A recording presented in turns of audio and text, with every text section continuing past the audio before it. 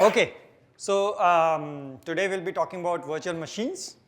Okay, we'll be getting into what makes a virtual machine, what goes into a virtual machine, and using that knowledge, we'll try to characterize a bunch of existing virtual machines. Okay, so through this, we'll get a better understanding of a lot of what on a day-to-day basis we might actually be getting exposed to, and the same learnings you can carry on. You can apply to a large number of other VMs that you would come across later in your lives, okay? There's all of this code that I would be talking about would be available in the repo, okay? So there's a java.ir.java class file which you can go through. Super simple code. Code is visible to all of you. It just adds 2 numbers, okay? What we do is we compile this, and then we look at what that compiled output looks like. Okay, we do that using the java p command. The instructions are there in the repo. You guys can do it yourself. What is it that you see? What are some of the things that you notice? Functions, okay. So you see that the add function there's an add function here. Similarly, the main function there in the source code. Stack. Sorry? Stack. Where do you see stack?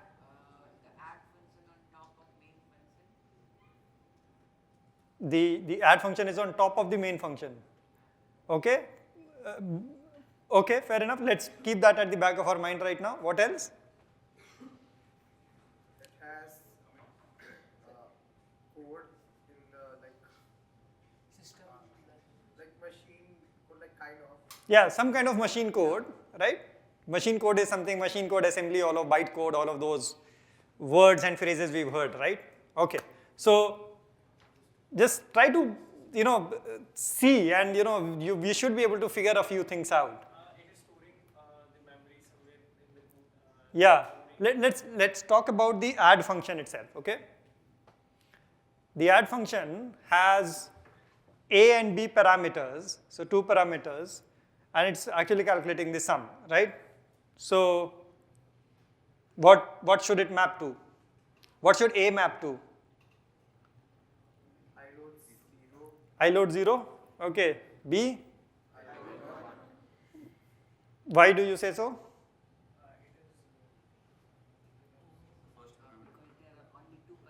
Only 2 parameters, 2 loads, so something, there's no other 2 here, right? So intuitively we feel that, again, a big reason why I get into some of these very silly descriptions is that very often in practice, in real life, you guys will have to open something up that you have no clue about, okay?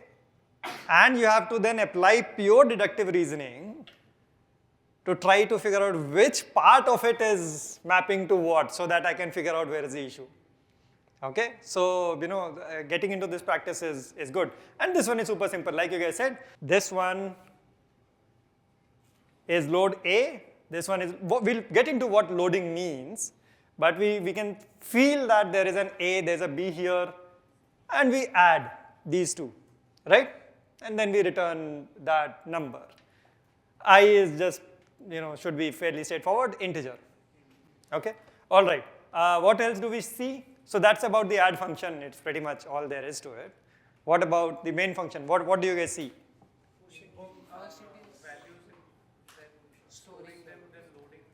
Yeah, so there seems to be something like a is equal to 10 is happening here, like something like bi push 10, then store 1.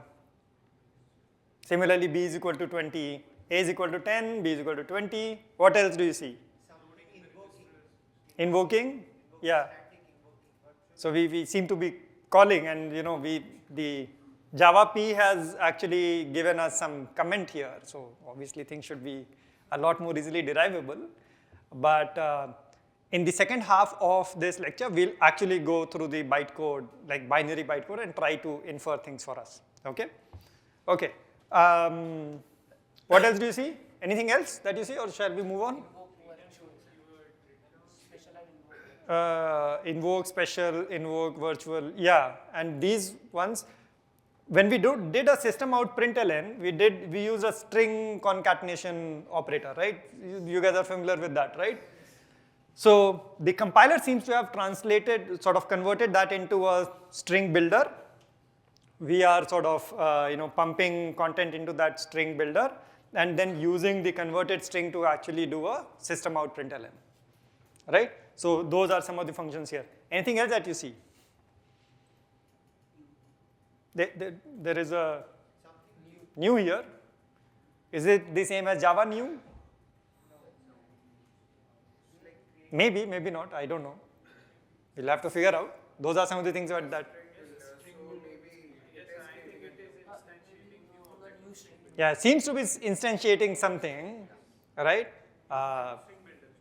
Yeah, likely string builder, but we'll figure out a lot of those things as we go forward, okay? So we have some sort of understanding of this. This, what do you call all of this? These sort of instructions? Machine code. Java calls it byte code, right? But the whole idea is that something that was very legible earlier is suddenly written in the form that feels very different, okay? Some people differentiate between some people call something like this as assembly, as distinct from machine code being the binary representation of it. I think that's a very artificial separation. It's like saying that 0x11 is different than the number 17, right? They are exactly the same thing, just two different representations, right? So, I'll keep using the word machine code and instructions and assembly in an interchangeable way. That is a bit different than high-level source code, because these two are operating at different levels in terms of the primitives with which we are operating, right? The way we are thinking, right? Okay, so let's try to figure out what is machine code. Yeah. In the previous code, machine code, we had a few numbers missing. What are those numbers representing? Oh, these? Yeah.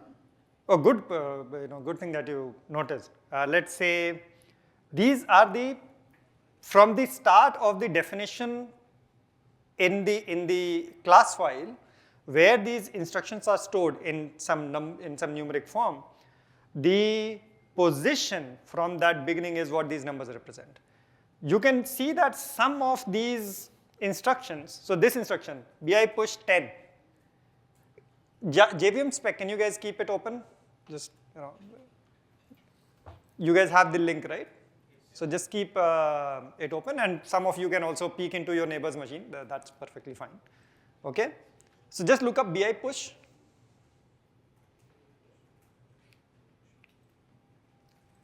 So it would show up in the instruction set reference in the overall spec towards the end you would find. Anybody has bi push opened up? Yeah, so talk me through how many bytes? It uses 1 byte for the opcode. What is that number? So every instruction has an opcode, like a number that,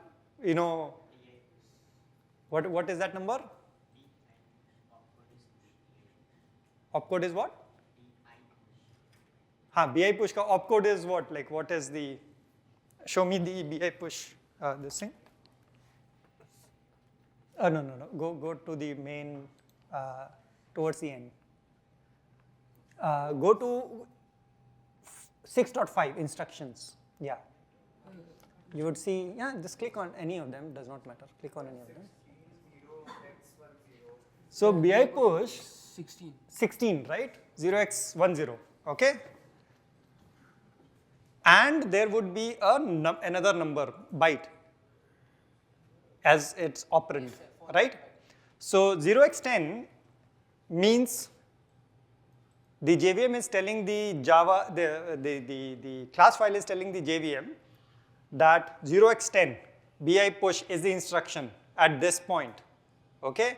And its operand, think about it as argument, is this byte. So we had 1 byte for bi push, 1 byte for its operand. How many total? 2 bytes, which means that the next instruction will start 2 bytes later. So do you understand the missing bytes now?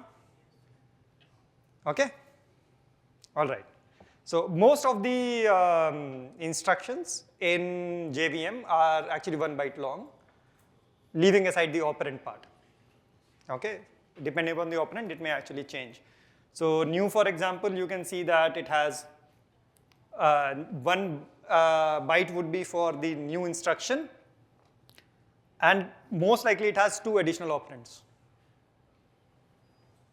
Okay? We'll get into it when we are going deep diving into JVM, all right? Okay, for the, sorry? Okay.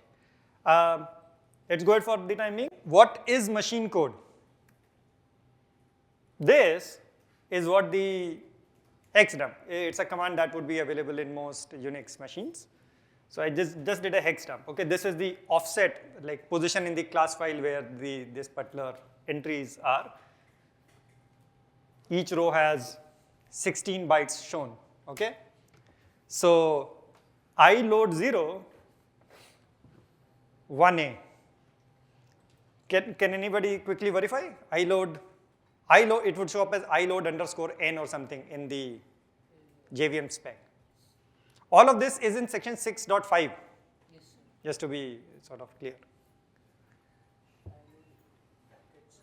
Yeah. Yes, sir. 0x1A. 1A, right? Yes. iload1 is 1B. Yes, sir. Okay. iadd is 60. Okay. Again, these statements, what I'm talking about right now, all of these are facts. So you don't have to memorize it. So don't focus on whether, I'm just trying to demonstrate to you that physically how these things actually show up on the class file. Okay, that is the more important piece, that each one of these instructions is showing up as is. All right. So similarly to your question, like one of the questions here about where are the missing bytes, you would actually see those arguments show up in the, okay, if you want, like take that as an assignment. Okay. So, and similarly, iReturn has an opcode. Okay. How should we think about machine code? Is it that they are binary in nature? This seems like hexadecimal. Hexadecimal.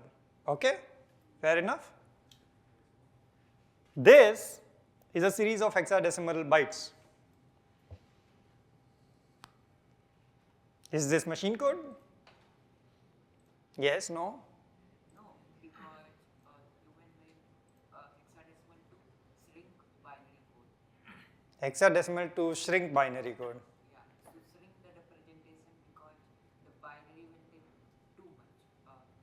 Binary will Yeah. So you're saying that hexadecimal is just a representation of the set of bits that are there, right? So that is correct. Like, hexadecimal is ultimately a representation. But just because it looks binary, does that automatically mean that it's machine code? Not all binary is obviously machine code, but is every machine code going to look like binary? Yes, no? yes, we understood. Yes? Okay, we'll see. So this looks binary. This is actually just, if you were to translate this binary, and if you were to print it, this is what would actually, all right? So just to be clear, just because something looks binary does not automatically make it machine code. That's obvious. The question remains though, that does every machine code look binary or not? That question remains, okay? What do we mean by look binary? Look binary as in, somebody showing it to you in hexadecimal representation. Ultimately, what are these? These are glyphs, symbols that have some semantic meaning in our mind, right? Seeing a pattern like this immediately tells our mind W, right? Okay, so how something is represented should not really define its meaning for us, all right? Just yesterday in a talk, I was posing to a bunch of people. I showed them on screen 0x11, okay? And I was asking people about, what do you see? And I got a bunch of answers. The The more important thing about any representation is the properties it carries, not the representation in which it has been presented, right? 0x11, for example, the most important property in my mind is the fact that it's prime. 0x11 is number 17, prime. And no matter whether you represent a prime number in hexadecimal, decimal, binary, octal system, primes will continue to carry that unique property of them being prime. Okay, so representation does not matter. What matters is the meaning it actually carries. Okay, so anyhow, we concluded that just because something looks binary does not mean that it's machine code. A lot of times we think about machine code. The moment we think about machine code, what are some of the things that come up? Terse, lower level, right? These are some of the things. Terse is like really short, tiny, small.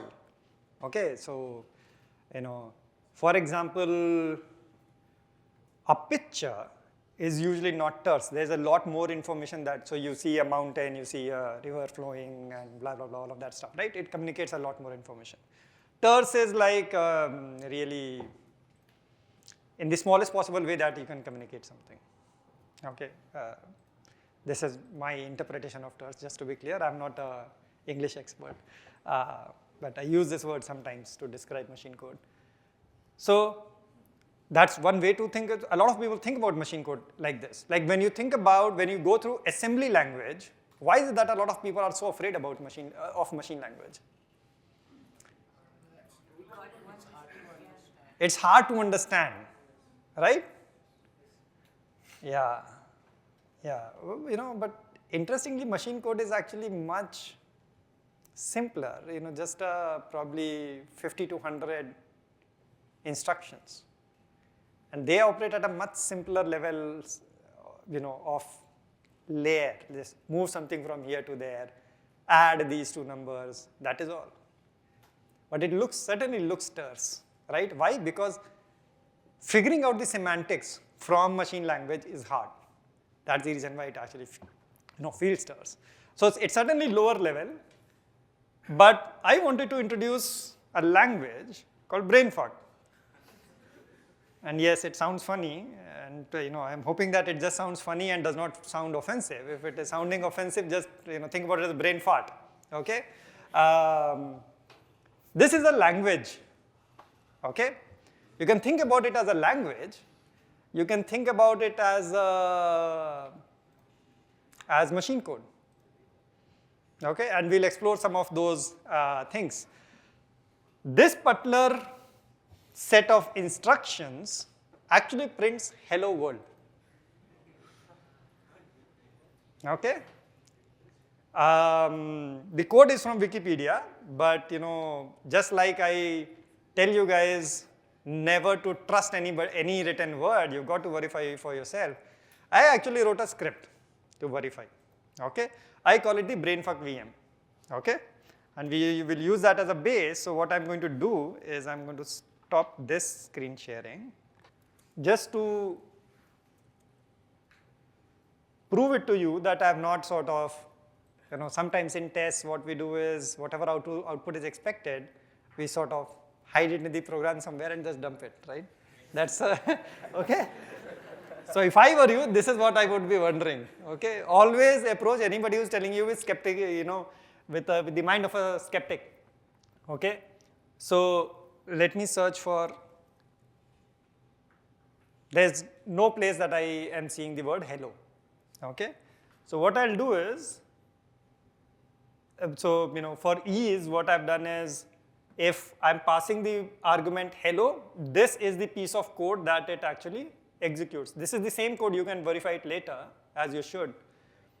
This is the same code that I was showing on the slide, okay? So let's see if it actually ends up doing that.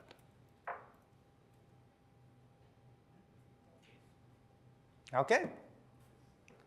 All right, so this is a VM in action.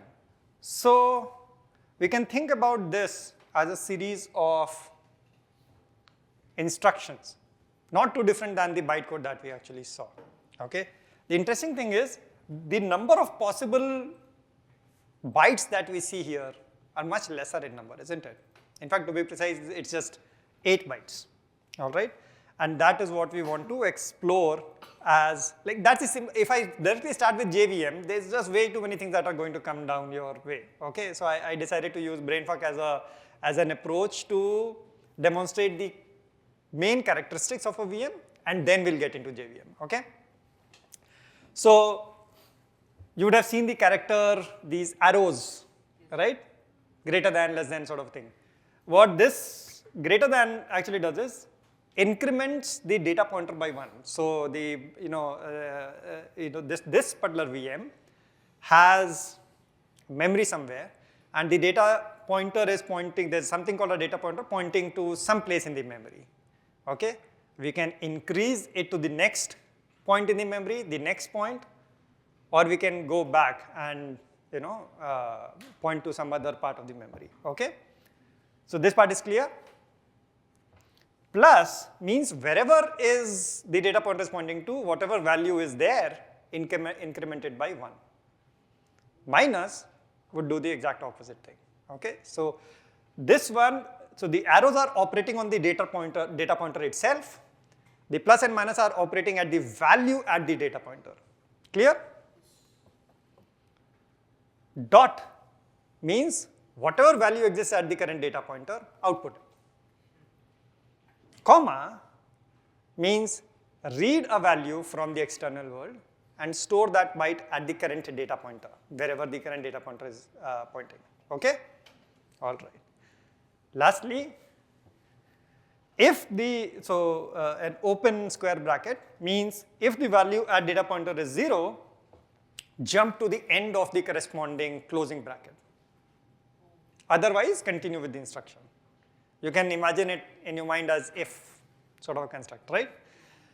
And similarly, the closing bracket means that if the current value at data pointer is non-zero, then loop back, else continue, okay? So it's like a looping back sort of a construct, the closing square bracket.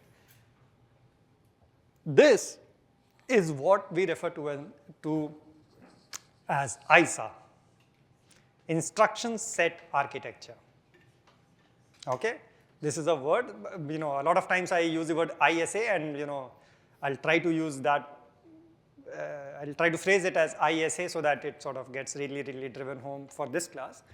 ISA, Instruction Set Architecture, okay? This explains what the instructions are and what the meaning they carry. That is what instruction set architecture is, okay? Every machine, every computing machine has an ISA, okay? BrainFuck has 8 instruction ISA, okay? This is one of the smallest ISAs that you can actually find, all right? There's 8 instruction ISA, yeah. So 1, 2, 3, 4, 5, 6, 7, 8. There are 8 possible instructions, right? Okay, this is all there is to this particular VM, okay? And isn't it just like a programming language, so why call it a VM? Very good question. Very, very good question actually. I was guessing that I would have to prompt you guys, but good that you guys. This looks textual, isn't it? And if you were to look up on Wikipedia, you would find this being called as the BrainFuck programming language. So it's a programming language. Why am I calling it a VM?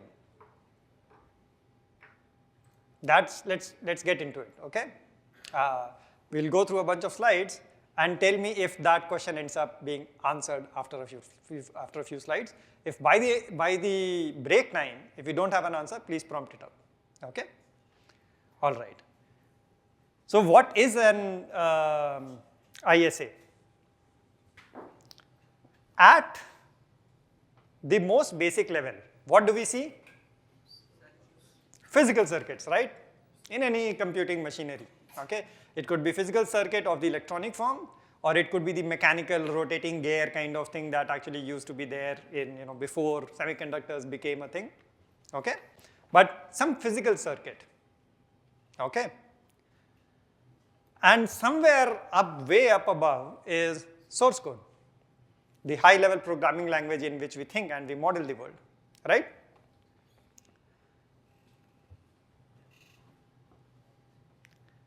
The sort of language that the physical circuits expose, that is one way to think about the ISA, right? That, because ultimately, ISA is how we tell hardware to do something. It's the language that the hardware understands, okay? So it's the instruction. So when we do the add instruction, there's some physical circuit that gets triggered by the byte code, that number. I add was what? 0x something, probably B0, yeah, whatever, okay? Whenever that number is received in the instruction stream, the physical circuit of the adder gets triggered. That's one way to think about it, right? Okay? In practice, and that is a perfectly fine way to think about things. In practice, what we have though is we have the concept of a decoder. In modern CPUs, in very, very early CPUs, the ISA was directly representative of the physical circuits, okay? But in modern CPUs, you have the concept of a decoder, and the ISA is the language that the decoder understands and translates into what are known as micro ops, micro instructions. This is a word that sometimes you will come across in the future. Okay, ISA, it's still machine language. It looks machinish. Okay, there's a physical decoder circuit that actually transforms that language into the underlying circuit, with, whatever it is. Example: you have Intel CPUs and AMD CPUs. Code compiled for one works on the other, yes or no? Intel CPUs and AMD CPUs. The code that is compiled for the Intel CPUs, does it work on AMD? Depends upon the language. Let's assume that we are writing in C. Let's say you've downloaded the JVM, the Java command itself from the internet, okay? Do you download separate ones for Intel and AMD, or there is one sort of x86 or x64 that you actually download? Huh? Sorry? Depends. Different architectures. Are Intel and AMD different architectures? No. Somebody said no. Some people are saying yes. Argue, fight. I'm serious, please, argue.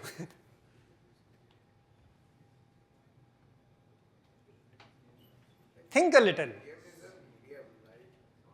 Sorry? VM is an EDM. Forget about VMs right now. We are talking about ISA, right? Instruction, whatever looks like a machine code. The instruction should be same everywhere. Instruction should be. So if I compile something for, let's say, Intel, will it work on a Linux machine that I'm running on an ARM chipset? If the VM is same. If the VM, forget about VMs. If I'm compiling it natively. Natively, it may or may not, depends on the manufacturer, however he wants to set the syntax for. Yes, what is that syntax?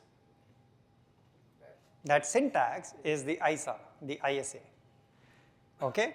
So every CPU, every processor speaks a certain language. Okay? That language is ISA. How that language gets translated into physical circuitry could be completely different. So, the way it works is people license out ISA. Okay, so AMD, for example, has licensed out the ISA of x86, x64. Okay, the x86 architecture, Intel, 8086 onwards, whatever is the instruction sets, those instructions and the meaning they carry, AMD has licensed out. AMD makes its own physical circuits, which are very different from the physical circuits of Intel. Okay, so the underlying physical circuitry is quite different, but the ISA is the same, that allows a program compiled for one chip to work on the other so long as their ISA is the same. When you compile something, whenever you compile something, your compiler actually converts your source code into one of the possible available ISAs. Okay, x86 is one, ARM has a different ISA. Okay, ARM is another company that licenses out technology related to chips. Okay. Similarly, there is a OpenRISC ISA. Java bytecode is an ISA. Python bytecode is a different ISA. Okay. So the machine language that you see, that language is ultimately a language. Just like you can think about English as an ISA for humans, for some kind of humans. Hindi as an ISA for a different set of humans. Okay. If I tell you to do something versus you to do something, the way you guys do it might actually be completely different, but I'm able to still speak the same language to you. You guys understand the concept of ISA now? Okay. All right.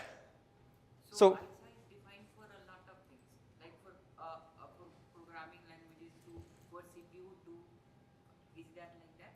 Like So you can think about ISA as the programming language for hardware, low enough level. Okay.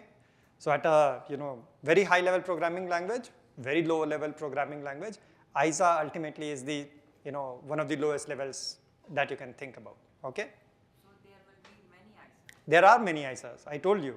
There is the x86, which is for Intel and AMD. The Apple M1 processors actually use something called ARC64, okay, which is essentially an ARM sort of an extension. ARM is yet another ISA. Okay.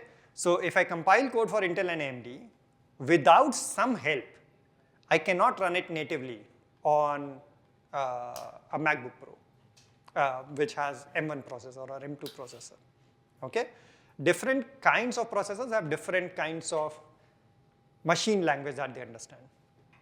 Okay. Every VM, the whole point of VM is that to abstract away this machine language one level further. So the JVM, for example, provides for an ISA. You compile a Java code into a class file for that kind of ISA, and that ISA, how that ISA translates into machine code for Apple versus machine code for Intel, that is done by your Java program. When you run Java, are you guys with me?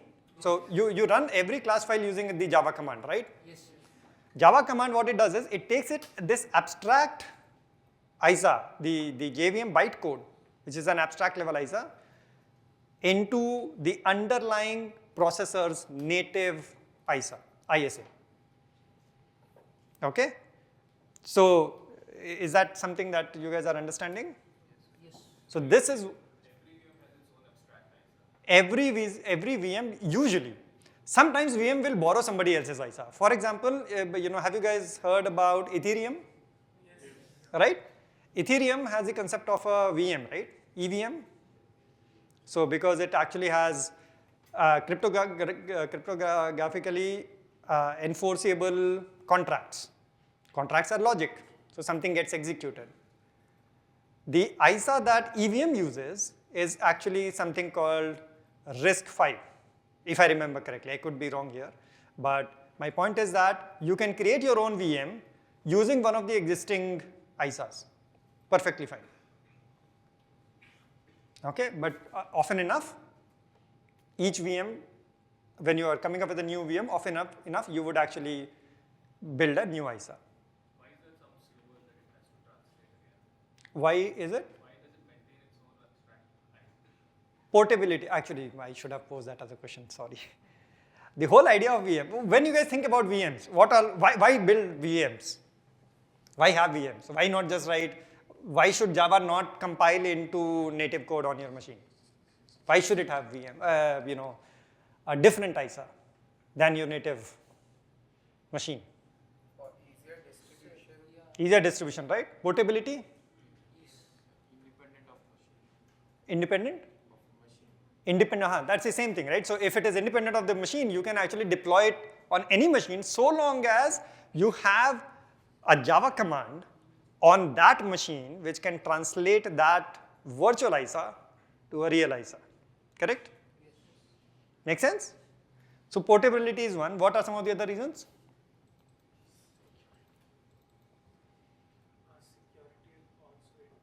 Good point. Security. Yes.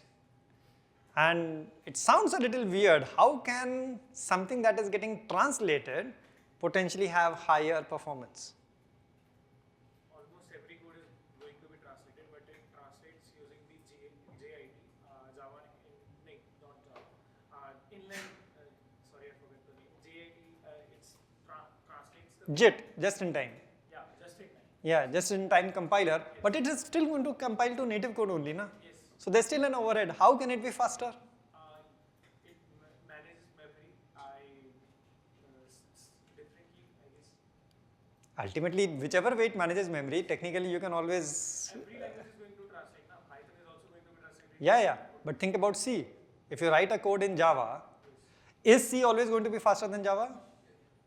Yes or no? Most of the times.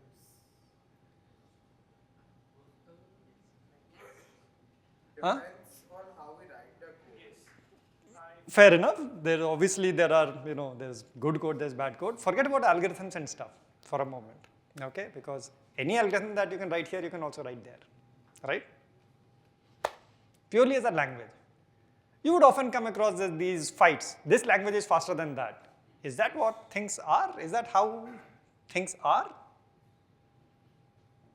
probably about how well it translates to the lower level ISA. That's a fair point that, things which have almost a 1:1 mapping from from the abstract instruction to the native instruction, you might actually be able to move fast, but that still doesn't work as an explanation about the hypothetical scenario that sometimes your abstract VM is actually faster than the native code. True or not true? We are still investigating it. Let's revisit that in some time, okay? It's, the way your code compilation happens is you've got your source code. Usually there is some kind of an intermediate representation, and then you've got the ISA, okay? In case of Java, the source code maps to the Java ISA, okay, the JVM bytecode, which is then translated into the actual machine ISA by the Java command at runtime, okay? Take, let's say, Rust, for example, or any of the other more, normal native languages. There's a compiler called LLVM. It's a framework of compiling technologies, okay? So when you're, say for example, you wanted to write a new programming language. All that you needed to do was, in case of LLVM, write the front end, which is how to write the source code into the LLVM's intermediate representation. And then after that, so long as you've done that, suddenly your code is compilable across a large number of backends, because LLVM takes care of it. Okay? Technically, one could think about this as an ISA, LLVM's ISA.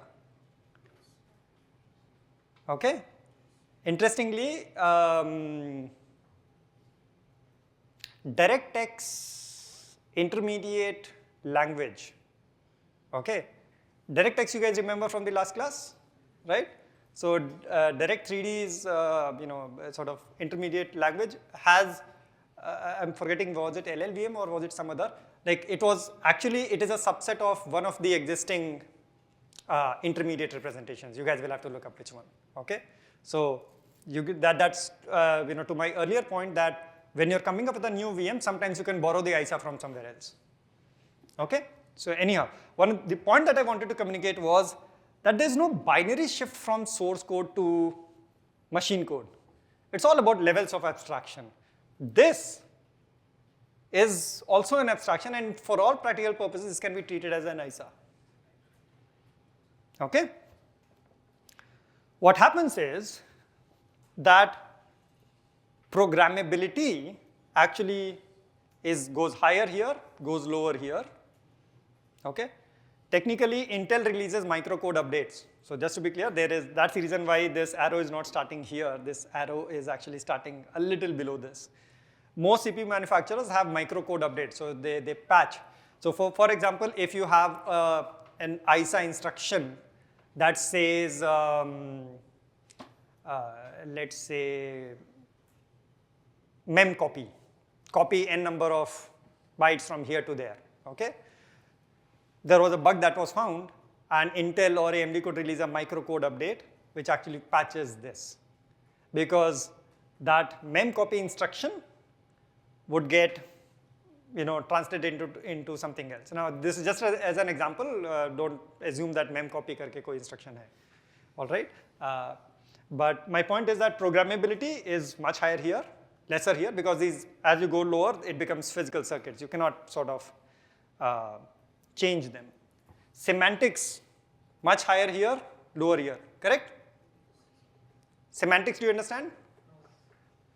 It's the meaning of something, okay?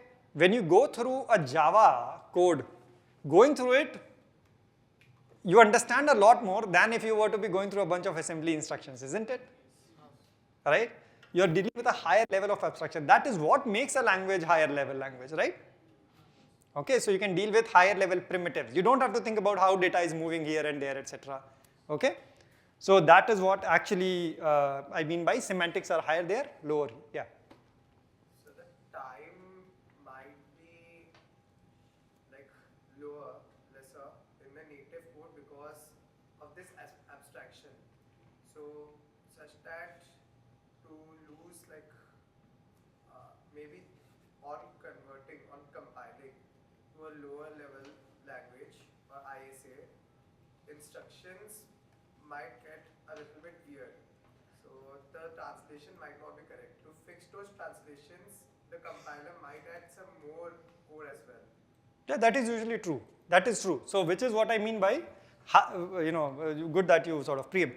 Hardware level optimizability, like how close you are running to the most optimal side of things, usually gets better here, because usually your compiler is doing the job for you, but somebody who can really hand tune stuff, they can do things actually a lot better, which is why in a lot of older code, there would usually be a lot of hand-coded assembly.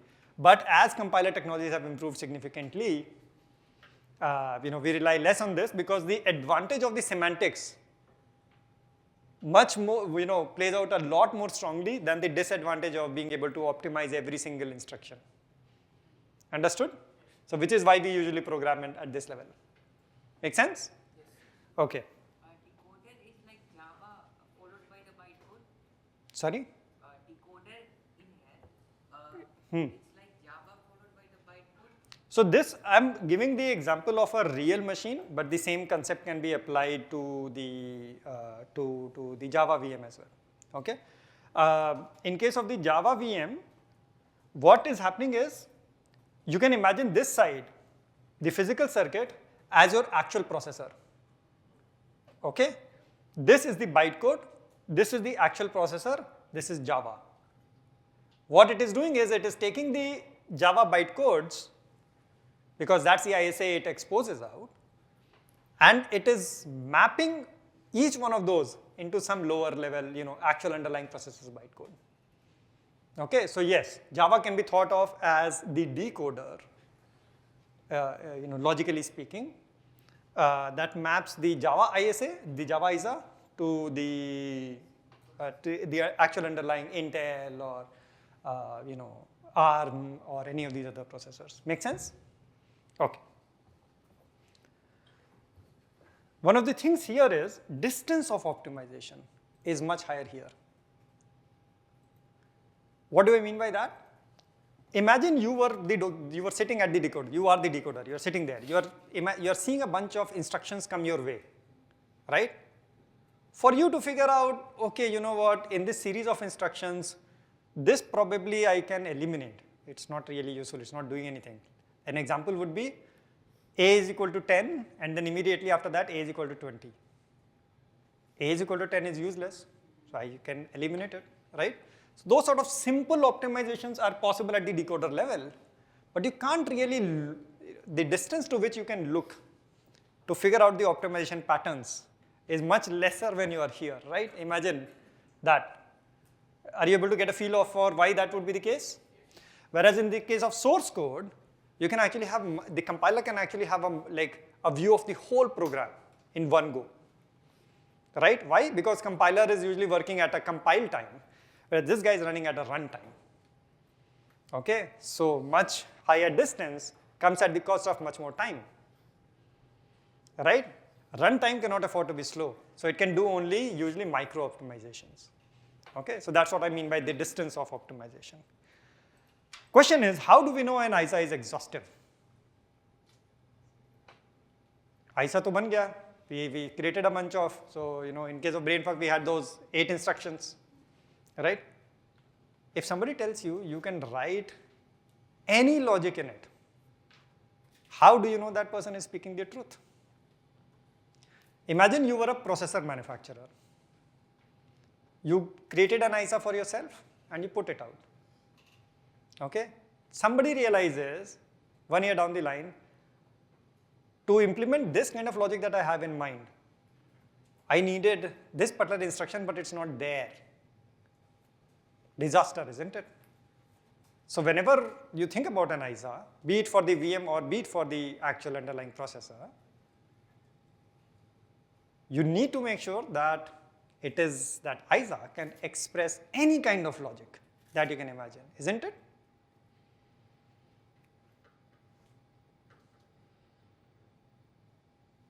Yes, no? Sorry? Sorry? Of course, you can add and remove, okay? But imagine the cost of it, okay?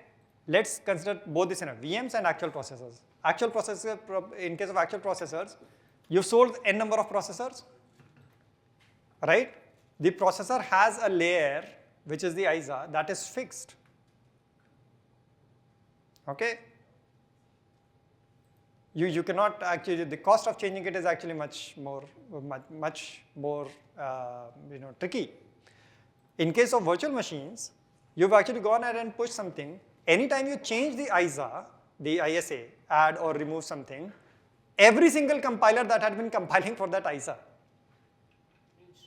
will need to become aware about it, isn't it? Imagine the number of people who've been using compilers. How many times do you update your compiler?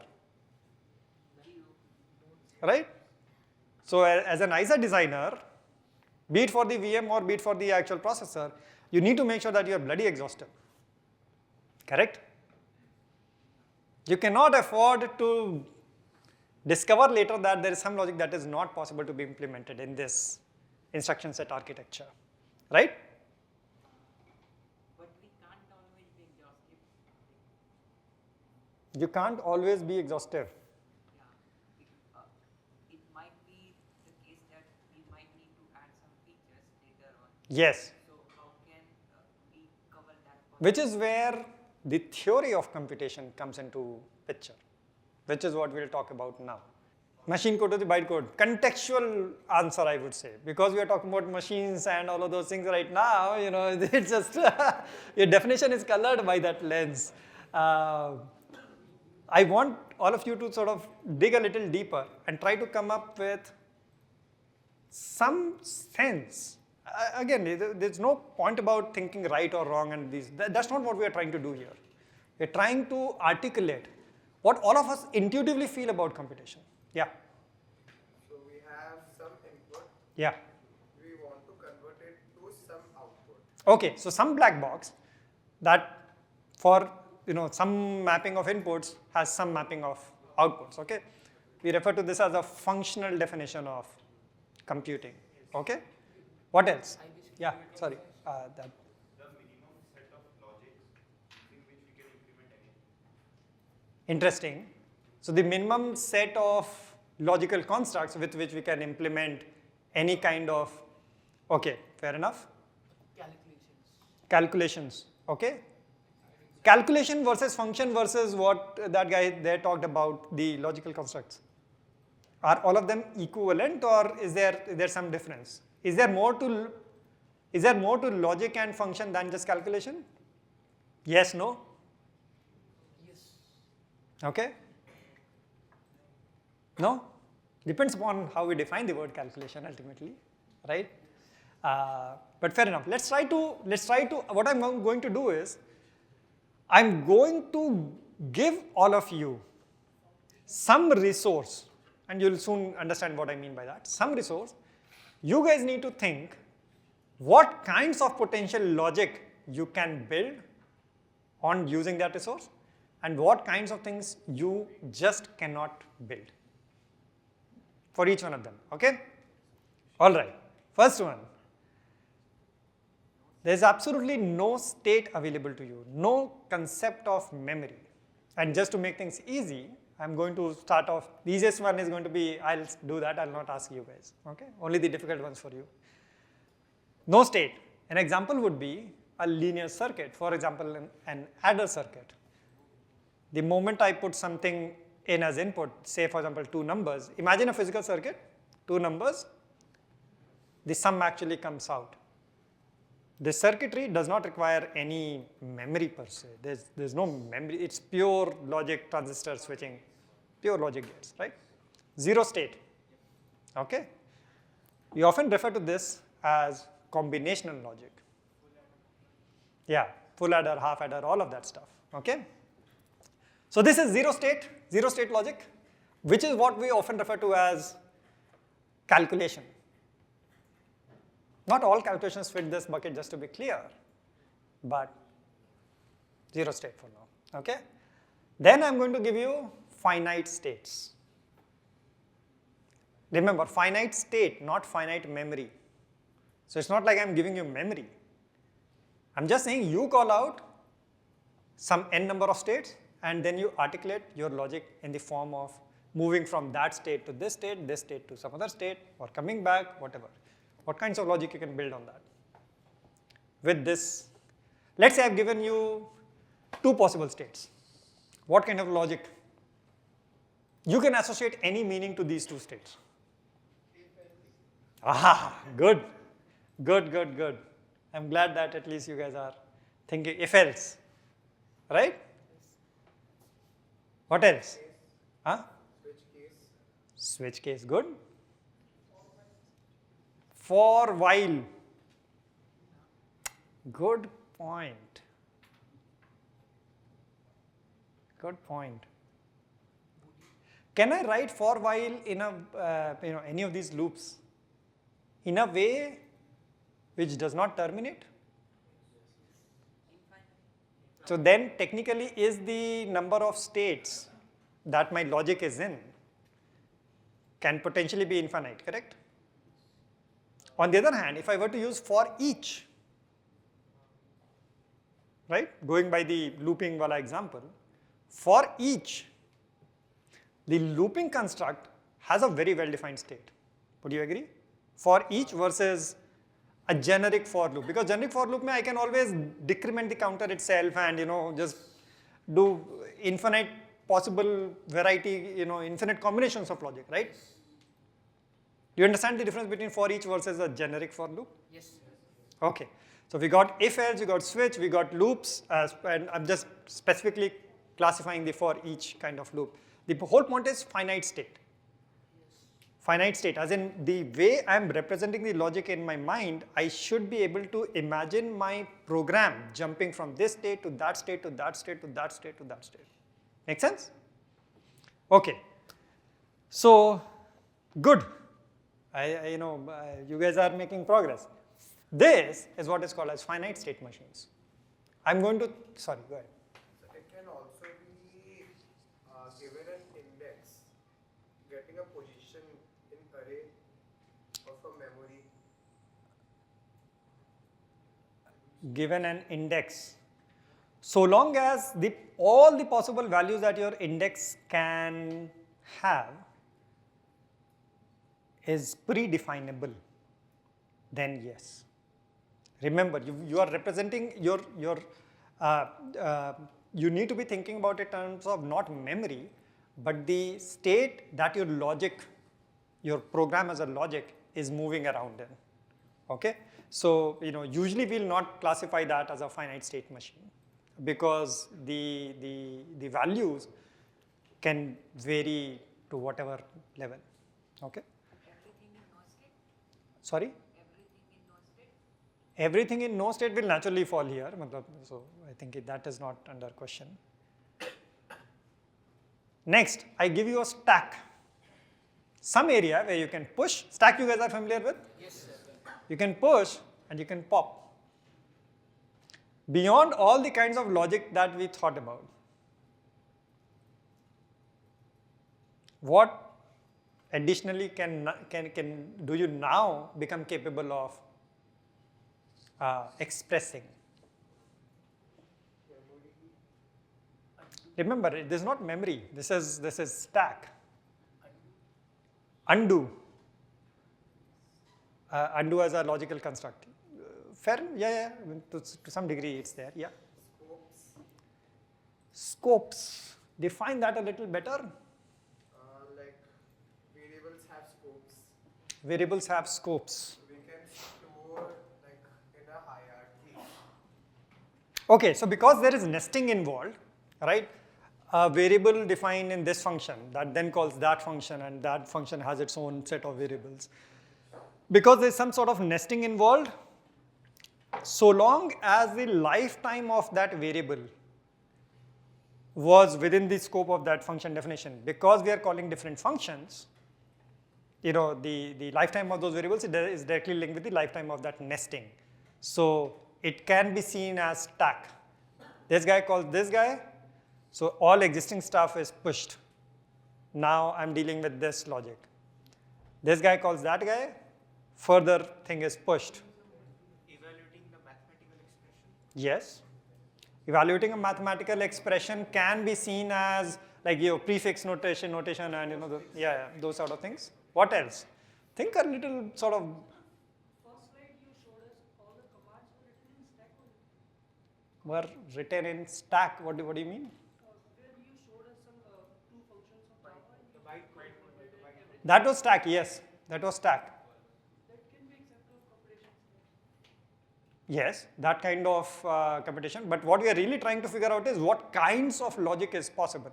You are right that the nature of those bytecodes seem to have a stack angle to it, and we'll soon get into the way that stack is useful in JVM.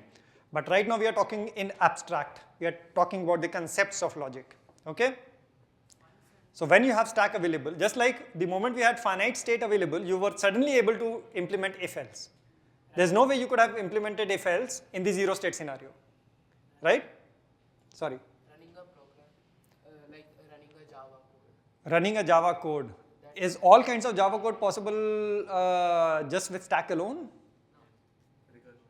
Recursion. Recursion? We can do it with stack. Think. Is recursion possible with stack?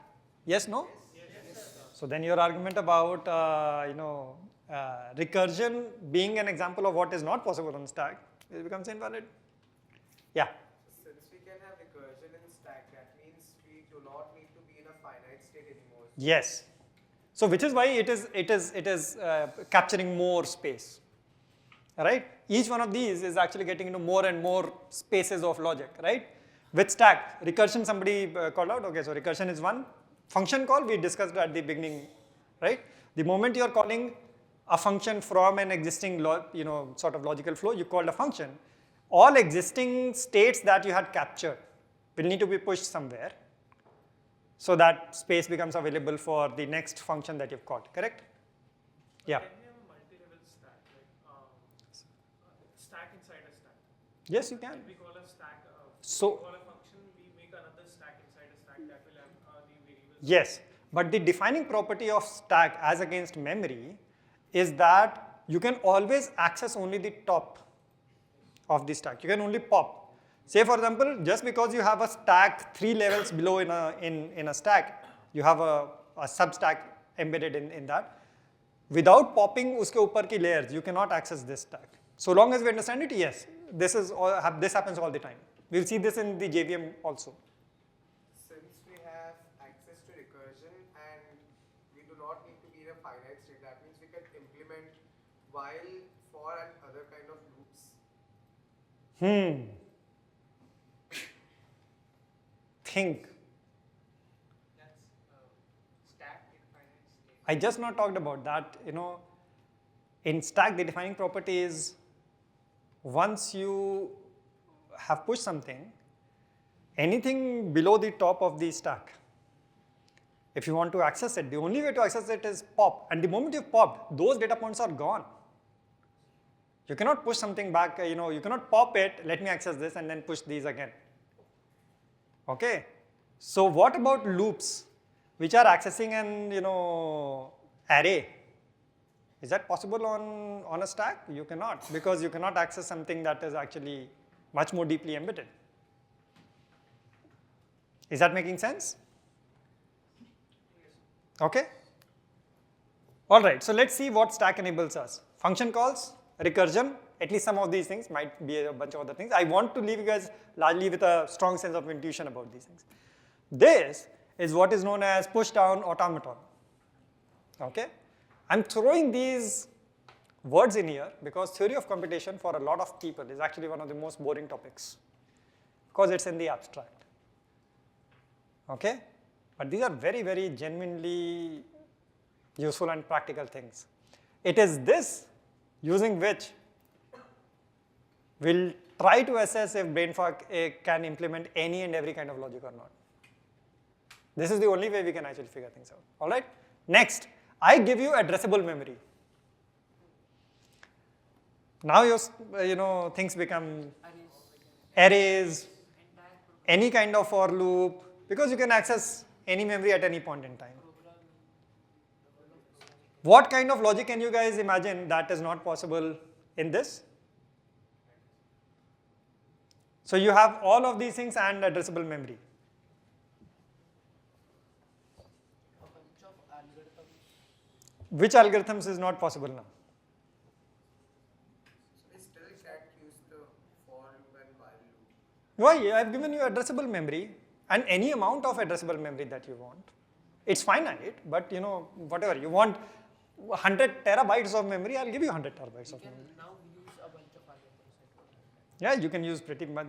So the assertion that I'm making is that, without getting to mathematical proof of it, is that you can implement any kind of logic. The only way you can counter it is by coming up with some kind of logic that is not possible. And there are some kinds of logic, yes, which are not possible on such a machine. Okay?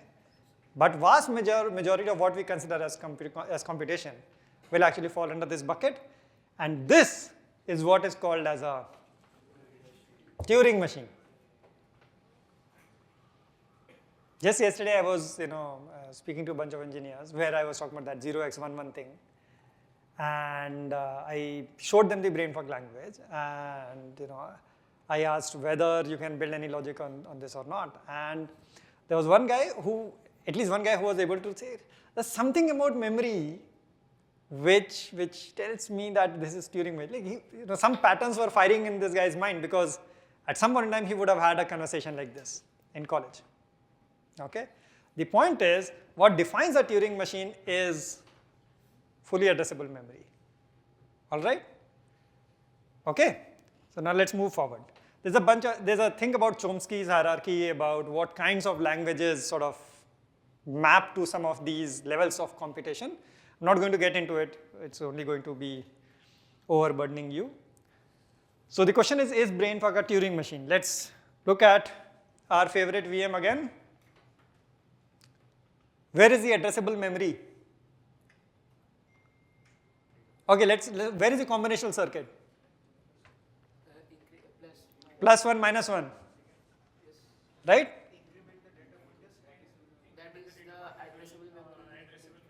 Yeah. But one can argue that this feels like a stack. But we can No, we also can, go sir, we back. can Yes. Up, down, and this. Yeah, precisely. So we can increment the DPE, we can increment the data pointer without losing, we can decrement the data pointer without losing what was stored here, Yes. right? So we decrement, sort of get the value, increment back again, and that value will still be there, right? Okay? So we have addressable memory in brain fog. Okay? And we have combinational circuits. Done. We are done. Because stacks we can always implement using addressable memory. Yeah. But sir, how can we prove that this is enough? I thought we had an intuitive discussion about that just now. Like, even if we say this, like, we have till Turing machine, how do we know that there exists none other, like, method? Good question. We don't know what could be there. Yeah. See this question mark here? Right? So this is meant to be a provocation to you. Okay? Try to prove me wrong. Come up with a logic that you cannot implement using these pieces of tools available to you. So parallel computing is not possible with all. Parallel computing, one can think about it as a bunch of Turing machines running in parallel. Isn't it? All right. Okay, so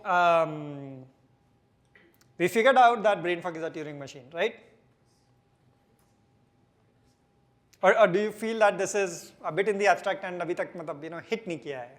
It's not really settled in, is it?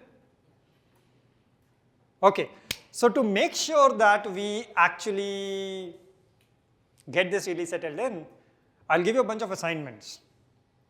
You need to you start with implementing add. Take two numbers. At DP position 0, DP position 1, you need to add. Remember, you don't have an add instruction. The only instructions that you have is plus and minus.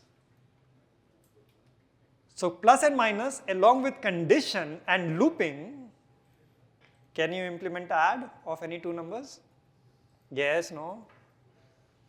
At least at a high level we can imagine, right? Let's say we are adding 3 and 2, right? Okay? So we will loop 2 times and each time we can decrement 2 and the one that we are incrementing again and again is the 3. Possible? Right? So you guys will take an assignment of addition. Now the particularly aggressive kind of people can also implement multiplication. Multiplication we can do by repeated addition. Awesome. So we just now determined that there are 2 kinds of operations that were not there in the original VM ISA, but we now are able to compile a piece of code for that, right?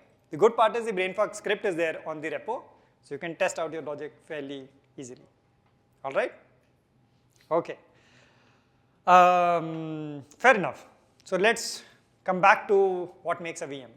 We discussed ISA, right? And through the Turing machine discussion, we also realized there needs to be a memory model. We need to have addressable memory. Okay?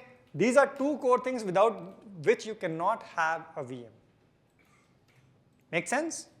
If a VM has only ISA and no way of referencing addressable memory as in, you can always, addressability does not mean that it's randomly accessible.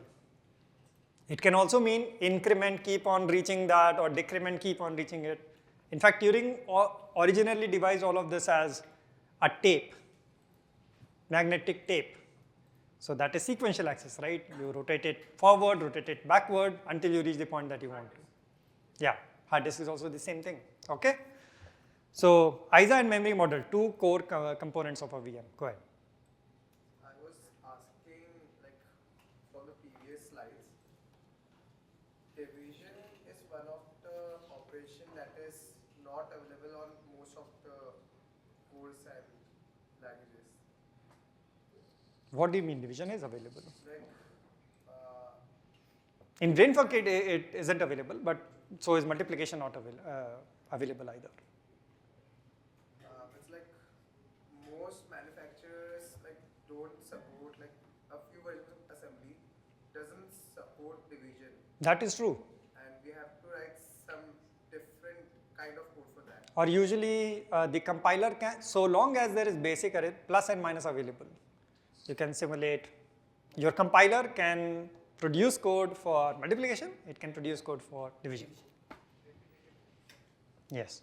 Okay, you also have better algorithms for it, but yes. Okay. So, and you should genuinely verify it, right? Because I could be lying. You have no way of validating what I said is true, except to actually do it and see it for yourself, right? So I'll strongly encourage you to actually do that. All right, so question, when we were talking about languages versus VMs. Do languages have an ISA?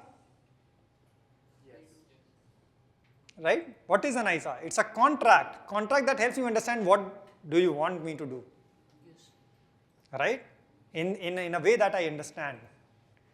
Do languages have an ISA? Yes. For keyword, return, if, else, right? Definition of a variable, blah, blah, blah. All of those are ISA. That's a contract. Okay? Do languages have a memory model? Do languages have a memory model? The language itself doesn't have one, but it can borrow it from the system. Again, my question is memory model, not memory. I'm not asking for physical memory. The moment your language has a way to define a variable or an array or an object, it has a memory model. Okay? So do you see how from a Turing perspective, a source code, a high level language is no different than the underlying ISA. The test is the same, addressable memory along with some basic compute. Okay? So technically you can implement a VM for Python source code directly, which is what your Python interpreter is.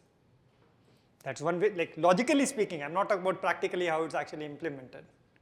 Do you understand what I mean to say? That's all about levels of complexity, levels of semantics. That is all that this is. The moment you start thinking about compute like that, it actually changes the way you think about languages. Okay? Suddenly assembly language doesn't sound scary anymore, it's just another language. Okay? So let's get to a particular aspect that is going to be crucial when we, when we think about VMs. When we think about, let's say there's an add function, takes in two parameters, 10 and 20. There's one way that you can implement registers. Do you guys remember from the earlier classes? Yes. Right? So, like every machine, or normally almost every machine will have some register, particularly the program counter. Program counter is the one that is stepping through instruction one by one, okay? And you'll have a bunch of registers, okay? Let's say R1, R2, R3. So one way to implement this ISA is this notion that move 10 to R1, okay? So 10 got put into register 1, 20 got put into register 2, and then I call add R3 is equal to R1, R2, R1 plus R2. That is what essentially the last instruction means. This is called a register-based machine. These terms we will be coming across. Usually I'm sort of just giving you, this is a dump part of this session. Okay? It's a register-based machine where the instructions have been implemented in a way that makes use of registers as scratchpad memory. Make sense? In the previous slide, why there was a indentation below ISA? Oh, no, there was no, that was just, later on I'll be throwing in more terms in there. So it's just like, imagine these as pasteboard where you are just pasting a bunch of things, okay? All right, so you can also have I'll ignore this for the time being. So we have register-based machines, we have stack. So all of those of you who went through the JVM spec, you would have come across the word stack-based machine, right? So we looked at the register-based machine. These machines use the ISA to actually store value in registers, and that's how they calculate. Let's look at how a stack-based machine works. The instructions look something like this. There is a stack somewhere which we refer to as the operand stack, operand, O-P-E-R-A-N-D, okay? The way things work is, we push 10 to the stack, we push 20 to the stack, and then we call add. What add does is, pops 20, pops 10, adds them together, pushes it back. This is what is called as a stack-based machines. Okay, clear? Register-based, stack-based? All right, good. One of the assignments for you is going to be thinking about as many differences as you can find between stack versus register-based machines. Okay. So, we have a third defining criteria of what makes a VM. We knew about the ISA and the memory model. We now have what is referred to as the machine model. Sometimes you'll also call this as the execution model. Okay? Because are the instructions executing by using the registers, or are they executing by pushing on the stack and then popping off the stack? Okay? So you'll have register-based machines or stack-based machines. Your physical machines, for each and every one of you, the ones that you're using right now, are register-based machines. Okay? Majority of the virtual machines tend to be stack-based machines. We'll come to that. One question is, what are we not currently talking about? I/O. We talked about compute. We didn't talk about how VMs interact with the external world. Right? Through the ISA and the Turing machine concept, and obviously coming from the memory model, we have the Turing machine. Right? This tells us, the machine model tells us the way that the is compute being done using registers or via the stack. Okay? Usually almost every machine will end up interacting with the external world. So some kind of I/O would be needed. We've not yet talked about it. And lastly, the concurrency. I think one of you were talking about concurrency. Okay? So these are some pieces that we'll figure out in a bit. But this is the lens with which we look at a VM. So any VM that I come across, the first question that I ask is, what is the ISA that it uses? What is the memory model of that VM? What is the machine model of that VM? And then sometimes I come to these two. Okay? So ISA to ISA. This is what we normally see. ISA 1, this could be your JVM bytecode. This could be your underlying machine, underlying machine's ISA. Okay? Your JVM is the one that is doing this conversion. Okay? It could be software emulated or hardware assisted. Okay? Somebody was talking about there would be scenarios where the bytecode could be directly translatable into something that is there in my underlying machine. In those cases, you can think about it as hardware assisted, because you can directly map that instruction into some other instruction of the underlying machine. We also sometimes have this, translation between the same ISA. For example, when you run a Linux machine on a Windows machine, or a Windows machine on a Linux machine, the ISA is the same, because both of them are executing your Intel or AMD machine language. Okay? But you still have translation going on because of some memory models and stuff, how the operating system does the processing. But I just wanted to highlight that often enough you'll also have translation going on between the same ISA. Okay? So why they will both be on the same ISA? Let's say I am running a Windows subsystem on Linux. Okay? So it will be converting some code into a different ISA after the. No, ISA is the same. Why? ISA is the same. ISA is the language that your processor understands.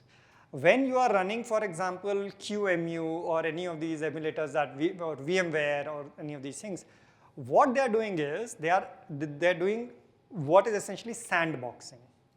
Okay, they are carving out a sandbox. Which, remember, operating system always wants exclusive access to the hardware. Okay, one of the things that this lecture is not suitable for is how an operating system gives the impression of full CPU and memory access to each process, right? It multiplexes the processes. The operating system is running multiple processes at the same time, right? It does that by giving an impression that all of this memory is available to you and doing some memory management behind the scenes. It often uses hardware-specific features to do that, okay? Virtual memory management is the word that you are looking for. Those things is why you actually need to run a virtual machine like VMware or QEMU or something like that. Okay, it's not the ISA that is the reason why you actually need to run it like that. It's the sandboxing, because Windows is assuming that you are giving me the full machine. Understood? Okay. What is the VM of the VM which we use to run OS and the VM which we use to run Java is different, because in Java we don't use much IO. That's actually one of the assignments. That when we get to the JVM slide, we'll talk about one of the assignments being how does Java talk to the external world. System VM and program VM, they both are different. They are different in some forms, but conceptually remember that all of them end up talking about the same thing. Okay, so your system VM still has an ISA of your underlying processor. It has a memory model, which is flat memory available to me. Very early days of programming, it used to be segmented memory model that was available, but now it's a flat memory model. It has a machine model. Most of these processors use registers, so it's a register-based machine model, right? Exactly the same thing exists for your Java virtual machine.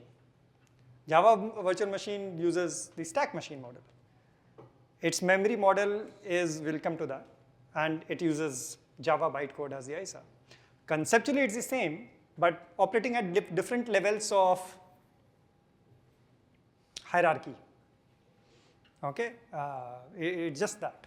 But conceptually, they are pretty much the same. In fact, in the early days of Java, there were a bunch of people who started creating chips, processors, that could execute bytecode natively.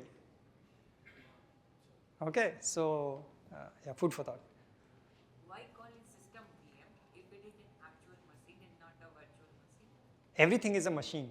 The only reason why we talk about that V part, the virtual part of it, is because we are emulating, simulating, or translating. That is the only reason.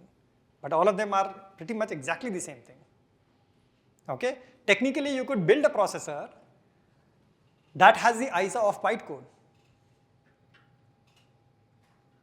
Okay? You could build a processor that, a physical processor that has the ISA of bytecode, the JVM bytecode.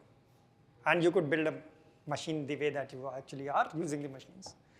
That is what I meant by in the early days, some of the people were doing that. Okay? Methods of running. We touch upon this beach mein. The simplest way is interpreted. It's also the slowest, naturally. You're picking one bytecode by one bytecode and executing, instruction by instruction is the line is the ASCII thing, right?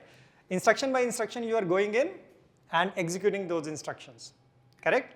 And for every instruction, you figure out how to get it done in the native processor. That is what your Java is doing, okay?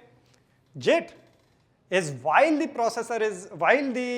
bytecode is running, I figure out some parts of it and convert those parts into the native code. If I can do the interpretation, I can also do the conversion, the compilation into the native code, correct? Naturally. It's just about the stage at which you're doing. Lastly, there is AOT, ahead of time. Okay? So, this, we'll talk about some of the VMs which do that. Let's get into the JVM. Bytecode. What do these instructions tell you about the machine model? Stack based or register based? Right? Why should JVM be designed for stack and not registers when majority of the processes are registers? Any thoughts? Language might not have access to registers. Okay, there's no guarantee that the underlying processor has registers. Okay. Memory address. Any other thoughts? A lot more instructions. If you are using stack based, then you probably will have more instructions. Is that what you mean? But then that's a disadvantage. So why would you actually have? We can manage more instructions. Okay? Yeah, there's some bit of truth to it, but there is an explanation that is sort of eluding you right now. You're not catching that yet. Any other thoughts? Maybe someone just started and it became the trend. There is there's truth to it. Okay, at some of the original or very early VMs that actually came up were actually essentially language-oriented VMs, and a lot of them used to be stacked, and simply because the previous guy had actually done stack, just like all of us. सोचा खुद सोचा नहीं, but पिछले वाले बंदे ने सब कुछ सोच समझ के किया होगा. Let me also use the same thing. JVM does not have direct access to registers. But your Java does, right? So if JVM exposes out registers, your Java command can still map the JVM registers into the underlying machine registers. So that's not an explanation. Well, let's say JVM declared 30 registers. What if the underlying machine has only 10?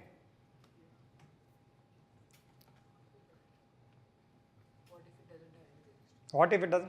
Yeah, that is obviously there, yeah. Okay.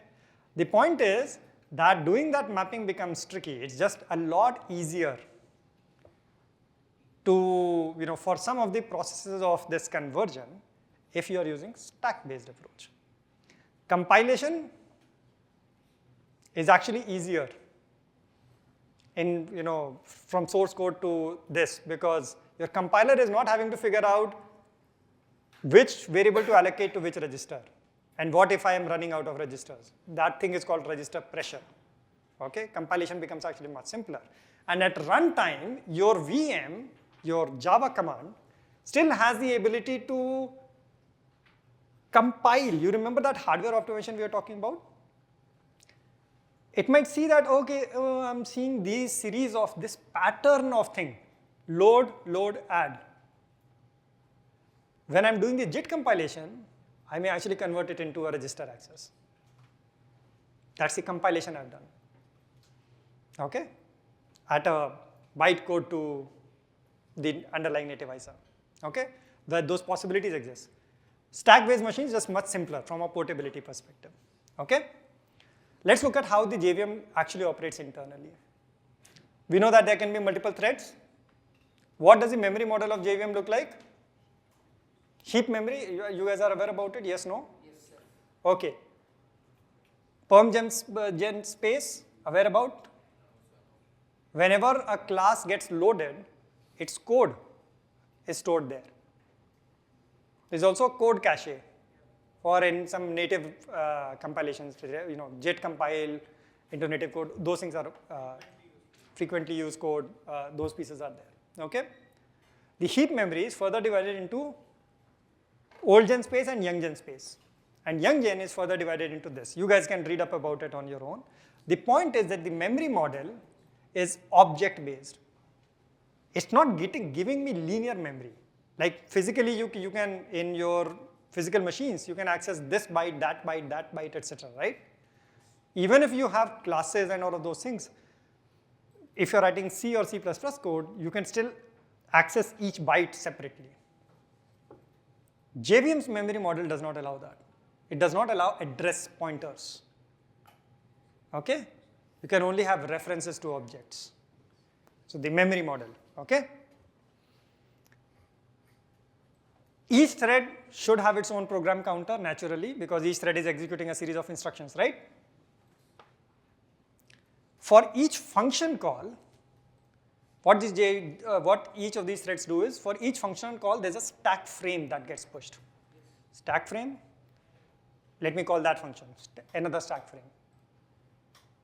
Okay, it's, stack grows downwards is what we usually say.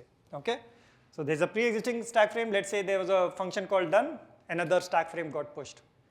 Another stack frame got pushed. Let's look at what is there in these stack frames. Okay, the local variable array. So you remember load 0, load 1, load 2? Yes. Those 0, 1, 2 are slots in here. Okay, so you say load 0, it means load the value was here. Use that and push it into where? Operand stack. Remember, JVM is a stack-based machine, which is why we have the operand stack. Make sense? And we have a bunch of references into the code of the class that was loaded. Okay? There is no limitation on the amount of size the array can have. Good question. What do you think should be the case? It's hard to predict because we can make array inside our Java program. Yes. They are also primitive, so they will be stored in the stack. When you create an array, Yeah, we use new keywords, so it will assign memory, heap, and store a reference in the yes, stack. right? So that is when you do a new array, the array is getting created here. And here in one of the slots, it gets put in the reference, right? But to your question, this array is going to be limited in size, okay? You can always browse the OpenJDK source code to actually figure out what the size is, all right? And try writing a source code that has more number of variables in a function than that number. It should fail to compile. Make sense? Okay, so this is how the JVM actually operates. I load 0 means pick this, push into the operand stack. I load 1, picked this, pushed into the operand stack. Then I add and I return. Make sense? All right. By the way, .NET works very similarly. .NET, Microsoft .NET has very, very similar architecture. Okay? The assignment is, how does JVM interact with the external world? Somebody had, okay? So how does system IO println actually end up getting executed? One obvious hint is that the JVM provides for the implementation of some of these classes. Okay? But how exactly things get traced down to that is something that you guys need to explore. Okay? Last VM and then we are done, because I had more VMs, but I'm just going to give you a WASM, WebAssembly, is a virtual machine designed for the web, as you can imagine. It is in the name. Okay? This is what a textual representation of the same thing looks like. We refer to this as what WASM text format. The same, this is, the same thing can be expressed in a very, very binary sort of a form as well. But this is essentially think about this as the assembly equivalent of, remember we were talking about assembly language versus machine code, right? Pretty much two representations of the same thing. So this is the textual representation of that machine code of WASM, okay? You have add, you can see that, WASM is also a stack-based machine, which means that it will have an operand stack, things get pushed, calculated, things get popped, calculated, pushed. Okay? Logic is pretty much the same. WASM, unlike Java, Java had a heap memory and you could not address individual addresses. WASM actually gives a linear memory, like your physical RAM to your programs. That is what WASM actually gives to its modules. Okay? Because it is linear memory, so it has linear memory instructions, and a part of the linear memory is dedicated to the stack, which is where the pushing, popping, etc. happen. Okay? Can you compile C onto the JVM? Remember, JVM's memory model was Memory model, not machine model. Memory model. There's a heap, a part of the memory area, but we could not randomly access any. There is no address inside that we get. Remember that new instruction that we saw? Right? The new instruction allocates a memory and populates the handle to that memory in one of those slots in the variable. That variable, local variable array that you guys remember, just puts in a handle to that area. It's not addressable memory. We cannot reach it randomly. This guy does. WASM allows us to do. That is its memory model. If JVM does not allow random access to the memory, is it possible to compile C on JVM?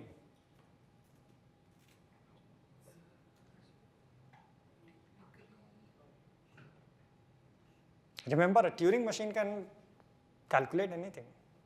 JVM is a Turing machine, right? So technically, you can run C, but it will be very interpreted in nature. That's the best you can do, because you cannot access memory directly, and C's memory model is linear memory. If you guys may not know C, but C's memory model allows you to have pointers to any part of the memory. Okay? So C's memory model is different than the JVM's memory model, which is why JVM is restricted to very specific kind of languages.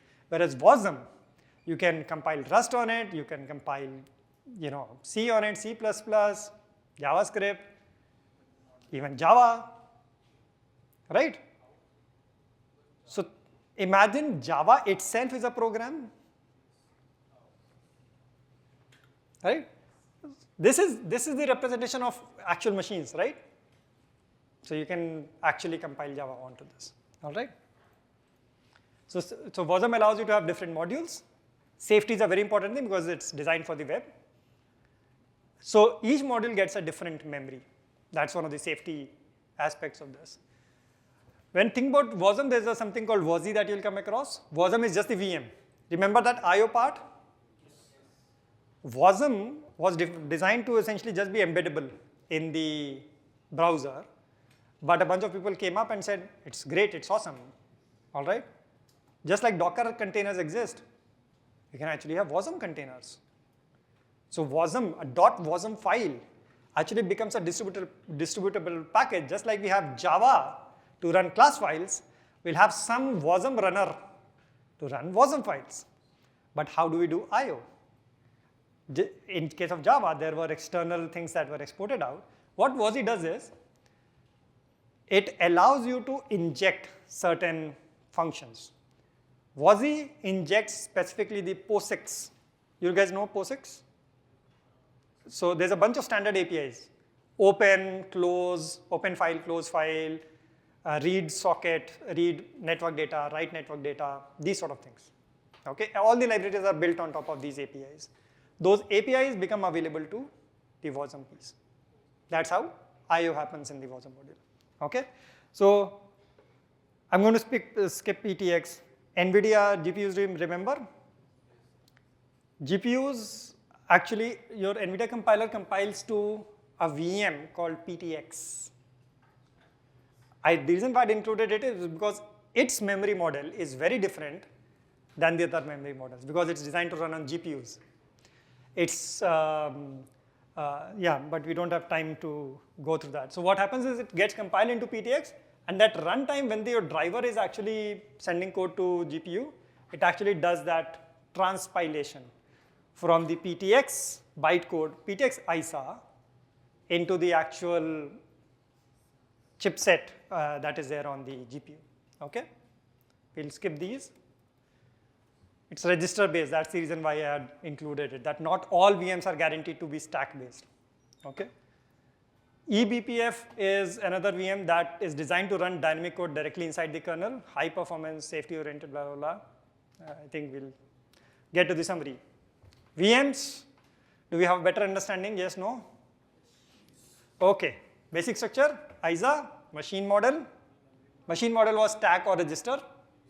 Okay, memory model, I/O and concurrency.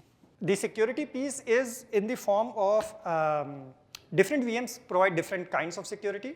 For example, if you think about JVM, by virtue of the fact that it does not allow direct memory access, you can access memory only via the allocated object and its handles, there is no buffer overflow or these kinds of exploits that are possible on the JVM. Unless the JVM itself, unless the Java command itself has a bug, which sometimes there are, your Java code bug cannot be usually used to get into the, break into the host machine, okay? Similarly, eBPF, because it's designed to run inside the kernel,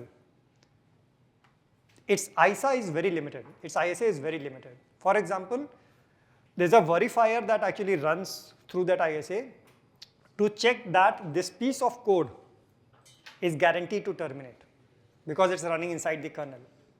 So we use eBPF to dynamically plug in a piece of code into the kernel from the user space.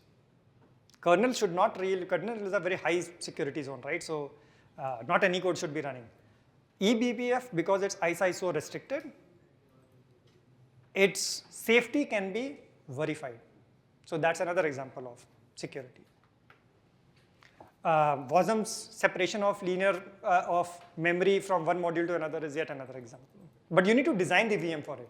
If your VM exposes out the memory, like khula maidan, to then it would be, then you are opening it up for security issues. Any other questions, folks? All right. Sorry. It is not much different than a programming. It is not much different than a programming. One of the takeaways that I wanted you guys to have is that theory of computation hierarchy. Remember that ISA and memory model, these concepts exist even at a programming language level. Okay? It's just about levels of semantics. Very high level semantics, intermediate level semantics, low level semantics, machine, actual physical machine levels. That's all. Make sense?